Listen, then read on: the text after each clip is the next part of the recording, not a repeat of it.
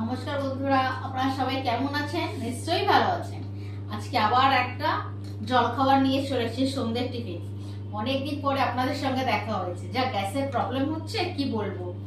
আচ্ছা, যা খেতে তো হবেই, তাই জলখাবার নিয়ে বসেছি। এই যে মুড়ি আছে, টমেটোর আছে, কুচি কুচি টমেটোর আছে, পেঁয়াজ কুচি, এই যে পেঁয়াজ কুচি আছে, বাদাম, চানাচুর, তারপরে আছে আলু সেদ্ধ। আজকে আলু সেদ্ধ নিয়েছে, এই যে আলু সেদ্ধ কুচি কুচি করে কেটেছি, একটু সর্ষের তেল, একটু বিট নুন দিয়ে আজকে মুড়ি মাখিয়েছি।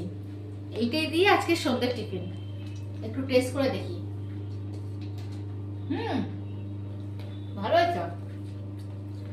তোমরাও কোনোদিন এরকম টেস্ট করতে পারে সন্ধ্যের টিফিনে। আজকে মনে হয় বেশি টমেটোর পড়ে গেছে, কুচিটা অনেক কুচি কুচি দিয়ে দিয়েছি। এই যে পেঁয়াজ, কিন্তু ভালোই লাগছে।